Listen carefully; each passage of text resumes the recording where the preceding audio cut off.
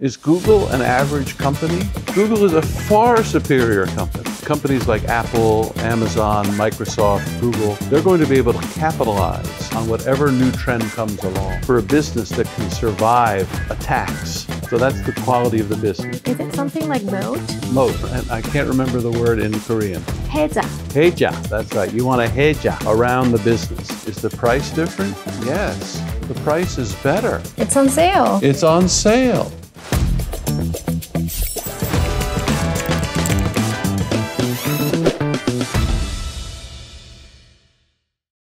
안녕하세요. 최근 AI 기술 발전에 뜨거운 관심이 모이고 있는데요. 오늘날 혁신의 아이콘으로 꼽히고 있는 이 테크놀로지 기업들은 새로운 산업을 끊임없이 창출하고 기존의 산업을 재편하고 우리 모두의 삶의 변화를 지금 주도하고 있는, 어쩌면 우리의 삶 그 자체를 좀 대변하고 있는 기업들이라 볼 수 있겠는데요. 실제로 주식시장에서는 이를 반영하듯 테크 기업들의 존재감이 굉장히 나날이 커지고 있는 모습을 볼 수 있는데요. 그 중에서도 소위 빅테크로 불리는 소수의 몇 종목이 시장을 압도적으로 지배하고 있는 현상이 좀 나날이 두드러지고 있는 시점에서 이 빅테크 기업에 대한 투자를 어떻게 바라봐야 할지, 현재 너무 고점은 아닌지, 지금 들어가도 되는지 투자의 해안을 나눠줄 수 있는 분을 모시고 이야기를 나눠보고자 하는데요. 돈은 빅테크로 흐른다의 저자이면서 지난 30년 동안 월스트리트에서 이제 가치 투자를 이어오신 아담 시셀 씨를 모시고 좀 얘기를 나눠보고자 합니다. So, hello Adam. 안녕하세요. 안녕하세요. Yes, it's really a pleasure to have you here. Thank you. Yeah, so I mean, like before we dive into the book, I know that this is your first time in Korea, so how do you find it so far? I love Korea. It's wonderful. I didn't know what to expect when I came, but I've been very surprised, pleasantly surprised. The people are wonderful, the food is wonderful, the culture is wonderful, and I find the quality of business to be quite high, which as an investor is very important to me. Great to hear that you're enjoying your time here Thank you. in Korea. So why don't we just dive into your book right away? So your book in Korean was translated as Money's Flowing to Big Tech, whereas I know the original English version is Where the Money Is. That's right. So I think it's a perfect way for us to begin with the subject of where the money was before the tech age. So can you give us some insights into investment landscape before the rise of the tech company? Well, you really, to understand the investment landscape, you just need to understand history. Up until 200 years ago, maybe, all the world, Western world, Asia, was mainly farming. There was no economic value created. It was just what we call in English subsistence farming. You know, you grew enough for your family. Maybe you had to pay a sum to the landlord, right, or the king or the nobleman in Korea and in Europe. It was just hand to mouth, we say. You just lived day to day. And then, of course, the manufacturing revolution came along, which increased productivity, and productivity allowed people's wages to go up, and all of a sudden people worked less and had more money. So manufacturing was the original driver of the economy. So that's where the money was. And then a little later, after manufacturing, but on top of that, you had businesses that really didn't depend on factories so much as they depended on brands. So Coca-Cola, Pepsi, Shiseido, all these brands, that was the next layer of where the money was. And look, there's still money in manufacturing, there's still money in brands, but most of the incremental value of the economy is coming from tech. It's coming from our phones, essentially, and everything that's on our phone. So you don't have to be an economist, you don't have to be an investor. Tech is where, as you would say in Korean, the money is flowing. Oh, great. So, well, as far as I know, you started your investment career back in where Warren Buffett was actually dominating. So, is that correct? Or? Oh, yes. And I mean, look, he's 92, 93 years old, and he's still a very, very good investor. I mean, he bought Apple when it was unpopular, for example. So he understands tech, but there's some things he doesn't understand about tech. I mean, I'm curious about how investment decisions were made back then, since I wasn't there back then. So, what aspects were considered important back then? Well, not a lot has changed, in my opinion, in terms of investment decisions now versus a generation ago. But what's changed, Buffett grew up in a time when certain things were dominant. Coca-Cola a company he owns and has owned for many years and still owns. Television networks were dominant. So Buffett taught us to focus on great businesses and pay a fair price for a great business. That has not changed. I still, and all new value investors, want to pay a fair price for a great business. What has changed is the nature of what makes a great business. Google, Facebook, Amazon, Microsoft, Apple, tech companies are the new great businesses. As I say in the book, they are the new General Motors. They are the new Coca-Cola. The new where the money is now. And they are where the money is now. So like we moved to today, so where the money is now. But then like last time when we had discussions, I didn't knew where the money is actually a well-known phrase, in US. Yes. So maybe, and I just walked around the floor and I was like asking people, where the money came from, but then nobody knew. Right. So, it doesn't translate well into Korean. Yeah, so could you just elaborate a little bit more? Where the money is a quote that's somewhat famous in the United States because it comes from a bank robber. I think he was robbing banks in the Depression when people were poor and didn't have a lot of money. So he robbed banks, and he was a famous bank robber. His name was Willie Sutton. They finally caught him, the police caught him, and they asked him, "Why do you rob banks, Mr. Sutton?" And he said, "Well, that's easy, it's where the money is."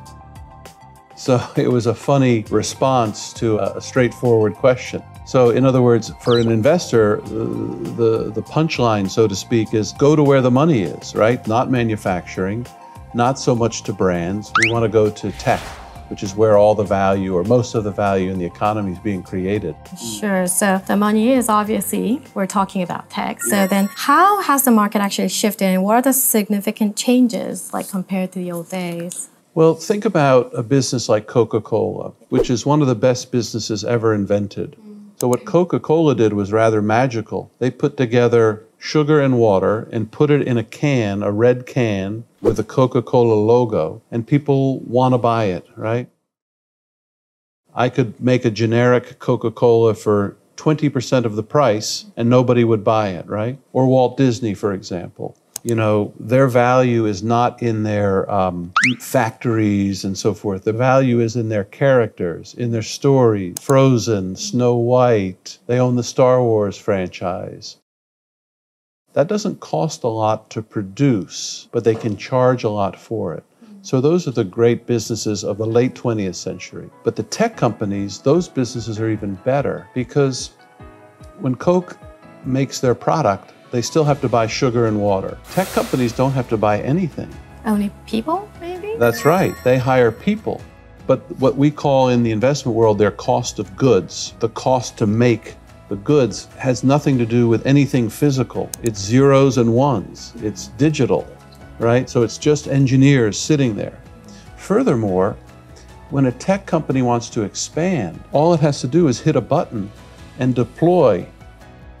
Facebook in Korea does not take that long to, figure out. You just translate into Korean and you hit the button. Whereas Coca-Cola, when they came to Korea, they had to buy a plant, they had to build a manufacturing plant to get the Coke into the bottles. They had to get trucks to run around to Korea to distribute the Coca-Cola. It's what we would call in the investment world, digital companies are asset light. They don't have a lot of physical plant to generate them. When Samsung builds a semiconductor facility, it costs billions of dollars. When Coca-Cola builds a bottling plant, it costs hundreds of millions of dollars. But it costs Google nothing to bring search to Korea. Of course, it costs something, but compared to building a huge semiconductor facility, it's almost nothing. So these are the best businesses ever created. The cost of goods is almost nothing. There's almost no physical plant associated with these, and yet you can distribute them worldwide, and you can charge a lot for them. Detecting such changes and changing one's investment decision process accordingly, I think it's not an easy thing to do. I was wondering, but you mentioned in your book that you changed your mind about it. Yes, I did. So what was the main reason behind this shift? It's very simple. My performance in the stock market was poor. Well, I started my own firm maybe 20 years ago. And for the first 10 years, I did very well using old methods of investing, buying old older companies and buying cheaper companies, older and cheaper. That was the common characteristic. Then around 2014, my performance started to suffer, and it continued into 2015. And by early 2016, I had it. I had to do some serious thinking. What am I doing wrong? Am I doing anything wrong? Is the stock market wrong? Is my poor performance just temporary? Or am I missing something? Is there something that I'm not getting? And I decided that I was missing something. I decided that this era of technology, which I used like everybody else every day, I was not investing in this. I was not investing in these companies. So I was stuck in the old ways of looking at the world. I was not going to where the money is, I was going to where the money was. So I had to change my methods, I had to change my outlook, and it was painful.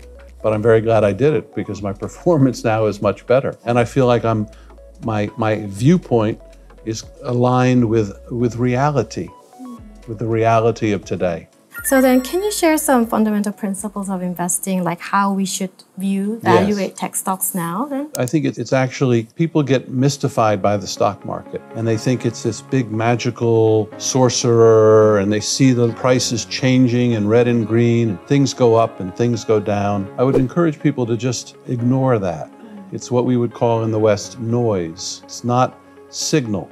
The signal, basically, you can detect a signal through three main filters. I've learned. So you want to look at the business, the management, and the price. Business, management, and price. So I call it BMP. But that's a mantra that I say to myself all the time. So the first thing I do when I'm looking at a business is I look at the quality of the business. Does it have defensible characteristics? Can someone compete with it? Or is it very hard to compete with? So Google is very hard to compete with. Their search is very habit-forming for a business that can survive attacks. So that's the quality of the business. Is it something like moat? Moat. And I can't remember the word in Korean. 해자. 해자. Yes. That's right. You want a 해자 around the business. And by the way, this doesn't just apply to the stock market. This applies to any business. It could be applied to a restaurant. Why is this restaurant going to survive? Why is this restaurant going to prosper? Because the food is better, because it's in a good location. These are things you want to consider, right? Or if you're buying real estate, should I buy this apartment? What kind of location it is in? Is it in a good neighborhood? Is it going to appreciate? So that's the business. That's factor number one. Second is management. If you and I went on a tour of Seoul restaurants, we would say, well, this restaurant is in a good location. It has good food, but the management is terribly disorganized. So it's going to suffer, right? It's not going to be able to compete because the management is not competent. So you want a good, competent management. So B, M, and then of course P. So let's say you find a good business with a good management, like let's say Alphabet, but let's say the price is too high. Then you stop because it doesn't check all those three boxes. So I tell people, here again, it's mysterious and so forth, but it's not. Like if you took me to apartment in Seoul, in Gangnam? Gangnam, yes. Gangnam, which is very expensive, right? And you said, well, this is a good neighborhood, and I think the apartment is well placed, but it's 5 times overvalued. Of course you don't buy it because you're going to lose money, even though it's good business, right? So it's the interplay of business, management, price. They all have to be good. So I would say for every 100 businesses I look at, maybe 5 or 10 check all the criteria. So do you think I could understand like today's tech companies, the tech stocks are like new value stock of 21st century, like creating moats or? Yes, I think so. I think that's what a lot of people miss. People think that tech has looked expensive on traditional value yardsticks ever since, for 25 years now. Google had their public offering in 1997. And since then, their price to earnings ratio, which is a common way to measure a cheapness or expensiveness, has been 211 times. 211 times. Yeah, so for every dollar of earnings, you had to pay $211. Whereas the average stock in America, for every dollar of earnings, you had to pay $20. It's quite high. So it's 10 times more expensive. But that's the average for 25 years. But if you look at Google stock, it's gone like this. So is it expensive? Or is there something that traditional value metrics are missing? So this is where it gets a little technical, where then you have to start saying, well, why are the earnings understated? Why are the earnings misrepresented by the financial statement? I get this question a lot. Oh, it's too expensive. Oh, it's too late. Well, remember, distinguish between noise and signal. Now, it's important to understand that